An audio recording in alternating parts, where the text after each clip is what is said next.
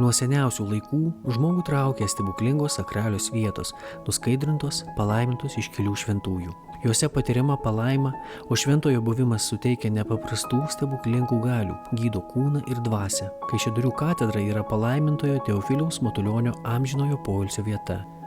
Čia ilsisi švento Lietuvos kankinio širdis.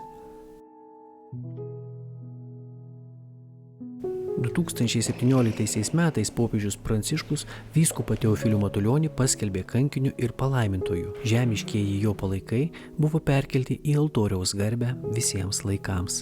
Sarkofagas yra palaimintojo koplyčios centrinio altoriaus mensoje, virš jo kanoninis palaimintojo paveikslas. Šiame paveiksle mes matome jo istorijos, jo kankinystės ir jo tokio dvasingumo bruožų. Tai pirmiausia, jis yra vyskupas, bet ant vyskupo sutanos yra uždėta ir ta kalinio šimtasiūlė. Teofilius Matulionis 16 metų praleidžia kalėjimuose ir lageriuose. Rankoje yra duonos rožančius, kad žmogus stiprybės ieškotų būtent pas Dievą. Tai jis kaip ganytojas, kaip vyskupas, kaip kunigas turi duoti patį geriausią maistą, tai maldą ar Dievo artumą. Ką palaimintasis Teofilius Matulionis kalba šiuolaikiniam žmogui?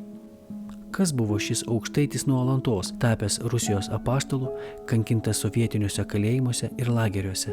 Kristaus tiesa nėra užrakinama. Teofiliaus Matulionio iškentėti vargai ir kančios tai nėra tik tai jo vieno asmens, bet visos tautos praeitas kryžiaus kelias, praeita labai sunki ir skausminga Golgota, kuri vis dėlto yra laimėta. Dabar palaimintojo Teofiliaus kulto sklaida yra jo kanonizacijos pagrindas. Būti prie relikvijų mums keliaujantiems tampa svarbiu slėpiningo Dievo ir žmogaus susitikimo ženklu. Garbindami, melsdamiesi jo užtarimo, žmonės patiria tam tikrų malonių. Tai turi taip būti paliudyta, patvirtinta ir bus skelbiamas šventuoju. Kada tai vyks, tai yra, aišku, mūsų ir Dievo valioje viskas. Mes melskimės, prašykim, kad viešpats Dievas mus globotų, gintų, vestų ir įvyktų stebuklas.